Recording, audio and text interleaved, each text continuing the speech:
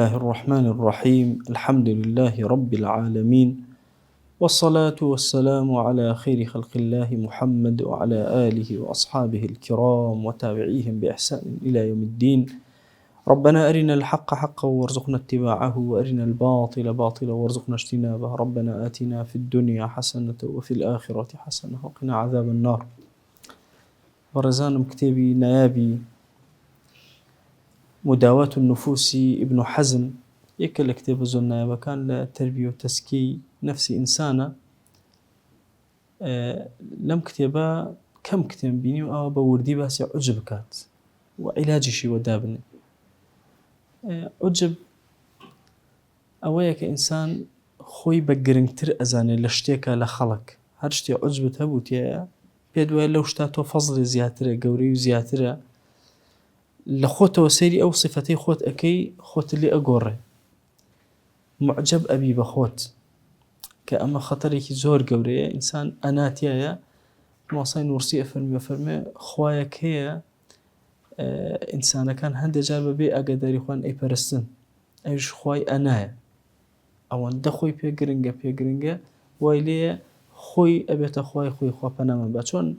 أفرأيت من اتخذ إلهه هواه هيا هواي خوي أكاتا خوي هش أنانية أكاتا خدا إخوي. علاجي أمس شون بكين زور علاجي وباس كدين أقر بعلم تان نازيد أقر بعقل تان نازيد أقر بالشجاعة تان نازيد أقر بالجواني تان نازيد أقر بالنسبة نازيد همو بباس كدين. أفرمي واعلم أن من قدر في نفسه عجبا هركس هستي كرك نفسي خويا عجبك هي أو ظن لها على سائر الناس فضلا وبيواب بصر همو خلقي ترى أم فضلك جوازي هي فلينظر إلى صبره. فمشون علاجك بأسير الصبر خويك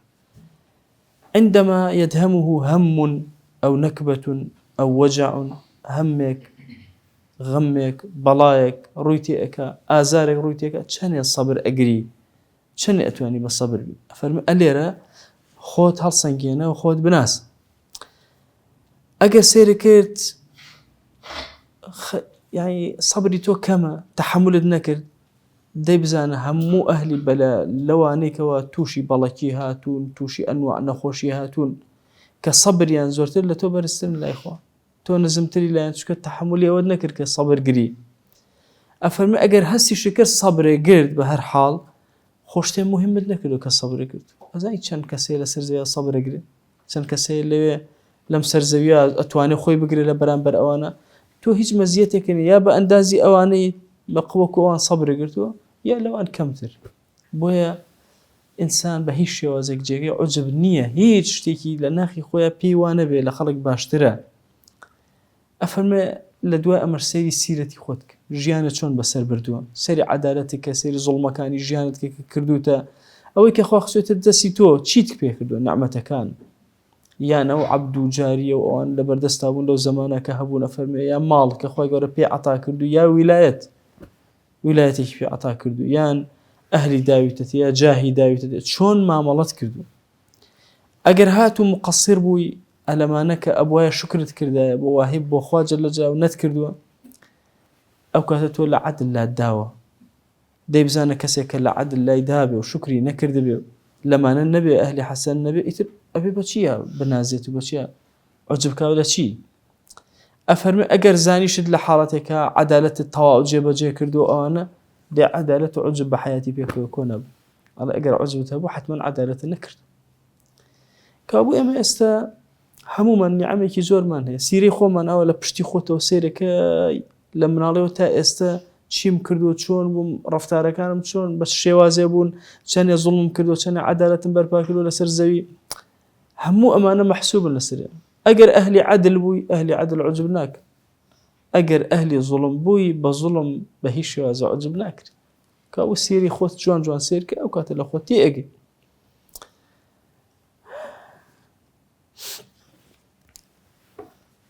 أفرمي هند جار سبحان الله إنسان زيادة رويئك استطالئك تند أبي لسر أوانيك لجر دسيان وخوا أمري خصون تزر دسي أم همو إنسانك لجيان أخوا يور تعقيئك هتوبم هندي لعبد كان يخوا أكون جر دسي أم شون ما مالا لقليانك شون هالسكوتك ئیتر سەواء لە پۆلێکە ئەکرێتە مرشیدی پۆلێ،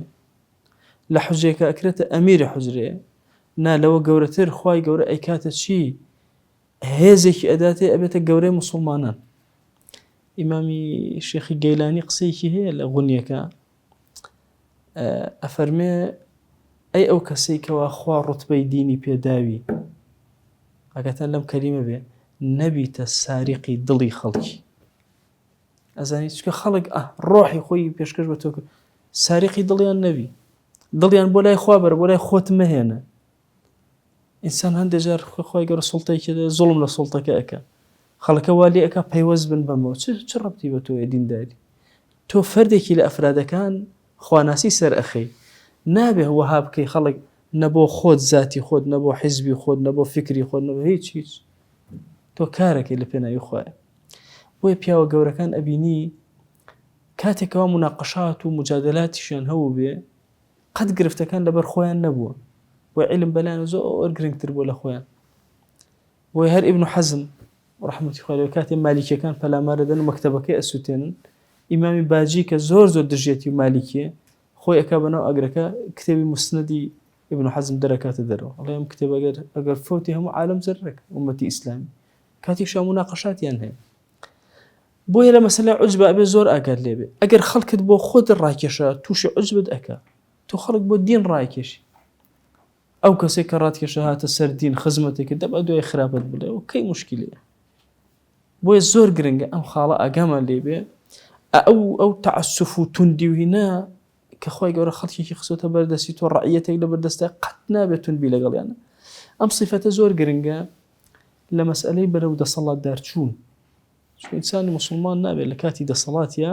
عوجب بیگرێ. بۆم باسکردن کە گەنج سیلا هەڵەگرێ تووشی عوجب ئەبێ لوتی بەرزە بێت، چکە لە شەجاعەتە عوجب بەقوتە. تۆ نە بەعەکسەوە ئەبێ لە کاتی شەجاعەتە بیرە لە عەدالەت بێ. کاتی ڕەعیەت لە بەردەستا کەوتون تۆ بچووکترین زوڵمیان لێ ناکەی. ئەزان حکمی ئیسلام زۆ قورسە. يعني ئێستا ئێمە لەوە چێ لە نەزەری خۆمانە بڵێن جا چییە مەسەن ئەگەر حکمی خوا بمانداتێ بزان چیەکەی لەسەر کورد زۆر زەحمەت. ئەزانی تۆ کە ئەبیتە ئەمیری موسڵمانان لە شوێنێکە نابێت لە یاسای خوا بە موویەک لا بدی. بۆ نمونە گریمان ئەمیری موسڵمانی لە شوێنێکە کەسێک تۆ جوێنی داوە، تۆ دەستکێ بە دارکاری کردنی ناتوانێت دارکاری. کەسێک تۆ مناقەشەی کردو چی لێ ئەدەی سژنی ئەەکەی چی؟ یعنی گیرۆدە ئەبی. بۆیە قازی مسلمانان زۆر مانوو ئەبێ، فکریان زۆر مانوو ئەبێ. بۆ ئەحکامی شریعەت هەموو وردەکاریەکانی خۆ نەنووسراوە. چەند مۆزوعێکی بچووکە هەسە بەر کەس بڵێ حکمی خوا چییە، ئەڵێکی دزی کرد دەستی ئەبڕووی و زینای کرد داری لێ دەیتوە، چەند شتێکە دیاری کراوە. ئەوی تر هەموو ئیجتیهادە. جا وەرە ئەو ئیجتیهادانە ڕێکخە. جارێک باسم بۆم باسکردن کاک ئەحمەدی وتیزادە، ئەڵێ ئەگەر کەسێک هات جوێنی بە مندا بە تەلەبەکانی چی ئەکەن؟ ئەڵێ قوربان بێجایی کرد چۆن لێ قبوڵەکەین ئەوان؟ ئەڵێ بۆتان نییە قسە بکەن لە شریعەتی ئیسلامی، یەک کەس بۆی نییە قسە. کێ صاحبی حەقەکەی جوێنی پێدرا؟ من ئەبێ قسە بکەم، من ئەبێ عقوبێ بم. ئەگەر منیش لە قسەکەی خۆی یەک حرف زیاترم پێوت ئینجا من زاڵمم، ئەو ئەبێتە مەزلوم ئەمجار. چکە بۆ ئەمە دینی خوا هەر هەمووی ئەحکامێکی وردانراوە، وها نییە بە هەڵچوونی ئێمە نییە،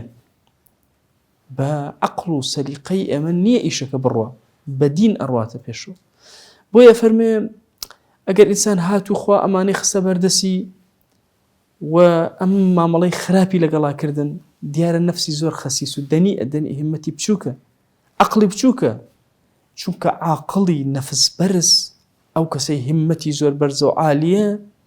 قەت لەگەڵ کەسێکە مامەڵە ناکا کەس توانە و دەسەڵاتی. بۆیە جیهانی ئیسلامی کاتێک کە تۆ لە جەنگای شەڕە شمشێرێکی لەگەڵ کەسێکە شمشێرێک کەوتە خوارە بەدەستیەوە تاوە، ئیتر تۆ پەلاماری نادێ، زەلیل بوو. کە مکافیئی تۆ نەبێت لە بەرامبەرتە، تۆ نەرمی لەگەڵی ئەمین. بۆیە لە پێش جەنگا موسڵمانان نەرمن، لە دوای جەنگیشە هەر نەرمن. بۆ چونکە بەزەیان بە بەرامبەرەکەیانە دێتەوە، ئیتر ناچن. ئەو فکرانەی کە ئێستا لەو فلیمی هۆلیوود و مۆلیوود و شتە و لەم غەزەکە تەطبیقیان کرد بە حەقیقی کە ئەیبینی ئەمە لە کافر ئەوشێتەوە، مناڵێ بکوژە و ژنێ بکوژە و مزگەوت بڕوخێنە و کەنیسە بڕوخێنە و لە مێژووی ئیسلامی شتیوە هەنیە. مسلمانان زۆر عەجیب بوون. هەر کارەکە باسەکە باسی ئەمە نییە لەگەڵ کافرە مسلمان لە بین یەکترە کە مسلمان ضعیفە لە ئاستی تۆیان نییە قەت ئەبەدەن نابێ خۆتی بەسەرا بنازێنی. جارێ بە بیرمە دۆستێکم خێزانی زۆر عەجوول بوو دەنگە دەنگ و شەڕشتی زۆر لەگەڵا کرد ڕۆژێکمە بۆ بڕێکی لێنای عەقڵی تی وەڵاهی لە مستەوای منان نییە قسەکەم زۆر پێ بەقوت ڕاستە دەبە هەر بقیڕێنێت لە مستەوامان هەر پێم عەیبە لێ بدەم لە مستەوای منان ئەبێ ئینسان لەگەڵ کەسێکە بەرابەری بکە کە لە ئاستی خۆیان بێ اینجا ئەکاتە بەرابەری. ئێنا ئینسانی عاقڵ بە هیچ شێوازێک نایەت مەسەلەن خۆی بنازێنێ بەسەر خەڵکێکی فەقیر و لاوازە و پێی وا بێ خۆی شتێکی تۆ چیت عەبدێکی زەعیف زەلیل بچووک ئەفەرمیت کاتێک کە تۆ زیادە ڕەوی ئەەکەی بەسەر حەقی کەسێکە کە توانای معارەزەی نییە وەڵای ئەمە زۆر نزمیە لە تەبع ئەمە زۆر ڕەزالەتە ئەمە موهانەیە بۆ تۆ کاتێککە ئەمە ئەەکەی ئەڵێ وەکو وایە کەسێک لە ناو خەڵکە خۆی هەڵبشێنە بڵێ کاکە مشکێکم کوشت باشە جاران بیست بووتانها ئەوەی چیرۆکێکمان هەبوو کابرا بە یەک پیاکشان باشە حەو مێژە کوژێ باشە ئیتر ئەڕوا لە ناو خەڵکە باسیەک خەڵە یەکدانە مۆشان حەوتم کوشت خەڵکە ژوازە حەوت نەفەری کوشت گەورەی ئەەکەن بەرزی ئەەکەنەوە هەچ شتیا بەسەر نیە. بۆیە ئینسان وەکوایە حەزم ئەفەرمێ کەسێک کە کەسێک لە تۆ لاوازتر بێت تۆ ئەوی بکەی وەکوایە کەسێک خۆی هەڵفشێن لە ناو خەڵکە بڵێ وەڵا کاکە بەخوا کە دام لە مشکەکە دەوی مشکان مشکی داوا چی بکە دەوانە مشک لە کووردە مشکەکە ڕاکە و کوردەکەش ڕاکە وانە هەردوو کار لە بینەمە یان ئەفەرمێ کەسێک بنازێنێ بەوەی کەوە ئەسپەیەکی گرتووە و پانی کردوێتەوە بڵێ کاکە یەک ئەسپێم گرت ئەوم لێ کرد ئەوم لێ تا پانم کردم یان کێچێکم گرت قاچی مشکان جرحێکی گەورم تێ کرد یا سەریم بڕی ئەڵێ چ شانازیە لەمانە هەیە ئەڵێ کە کەسێک لە تۆ نزمتر بوو هەر جۆرە شانازیەک کە ئەیکەیت و عەجبێک ئەیکەی تێبگە نابێ عەجب بکەی چکە وەکو ئەو وایە وەکو ئەو شتانەیە کە باسی ئەهەمزان چۆن عیلاجی دەردی عەجب ئەکات خۆت بە چییە ئەنازی ئەتەوێ بەڕواکە جاری هەیە بە نوێشتا ئەنازی وەکو وایە قاچی کێچێکە شکاند بە چیت کردیان کە بێ باسی ئەو نوێژت کرد نوێژێکی بێ ئاگا غافڵانت کردو کەچی لوتە بەرزە بێ تۆزە عیلمی خوێندووە لوتە بەرزە بێ بۆ ئاسمان اینجا بەرامبەرەکان قسەیان لەسەر ئەەکەی ئەوە ئەەکەی ئەگەر دیقەتان دابێت لە جۆری منازەرەی ئەمڕۆ منازەرەی شکاندن بۆ یەکتری وانە منازەراتی ئیسلامی نی منازەراتی ئیسلامی وهە نیە منازەراتی ئیسلامی لەسەر عەقڵ بنیاتەن لەسەر عیلم و دەلیل و ئەدیلە و حوجە و بورهان نە لەسەر شکاندنی یەکتر کە یەکتر ئەشکێنن ئاوا سەیریان ئەەکەی وەکوایە کەسێک باشە ئاوا ئەسپەیەکی پان کردوێتەوە و شانازی کا بۆی بڵێ وەڵا یەک بەرنامەم کرد پشتی جەماوەرەکەم شکان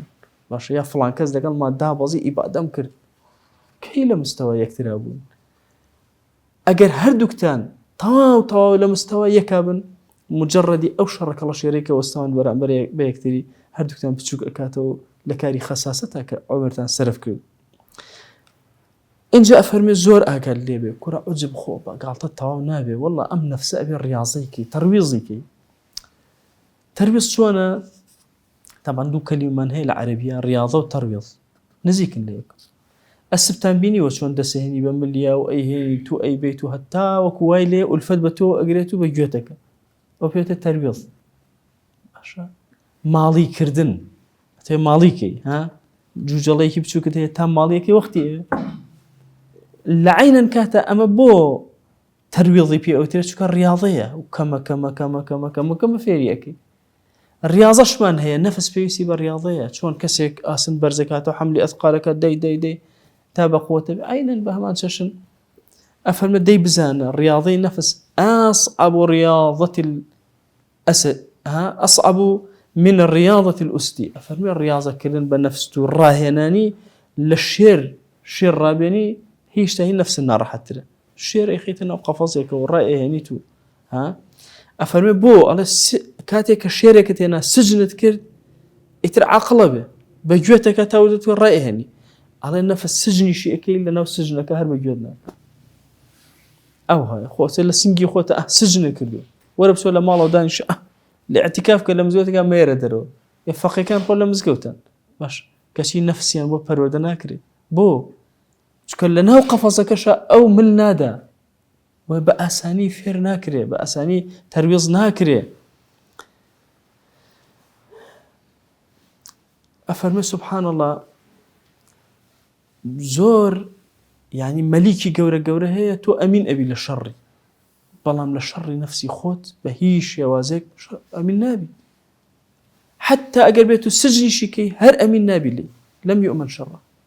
حتى ورا مثلا الشيري بينا ألم جولداني ألا بخرق قفازك وتو ألا يا أخوي يقولني سكو أزاني سجنك النجاة كل النفس السجن شيء أكي هل أميني وازلنا عقلنا به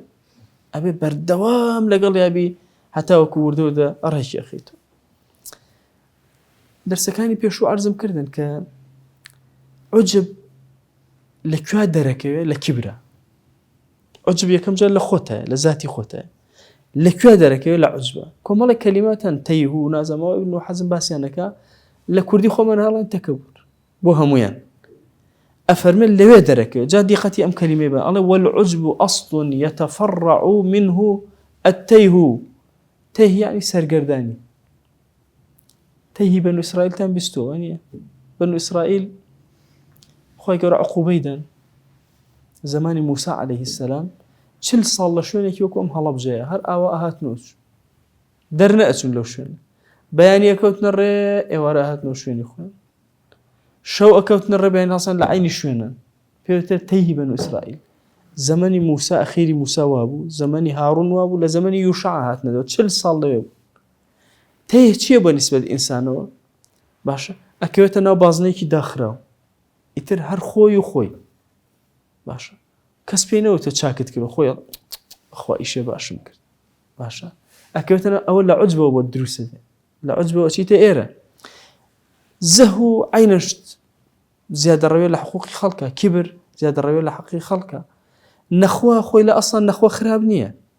پەلاماردانە و یارمەتیدانە بەڵام نەخوا لێرە بمعنى عينا تكبرا نزيك لتكبره تعاطي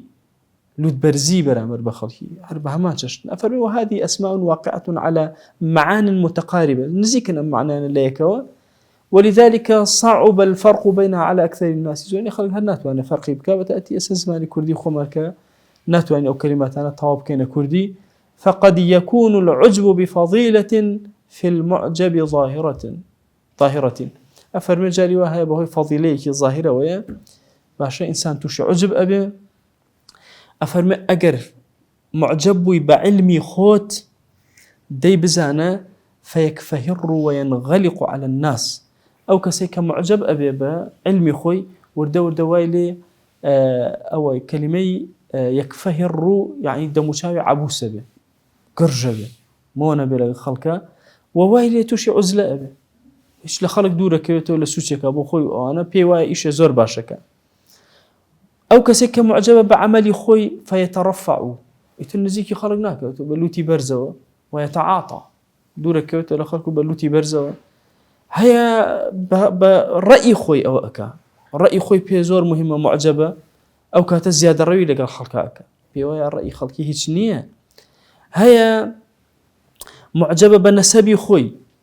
أو كاترق وكو أوائل تيه بنو إسرائيل يتيه بأقاء بهوش به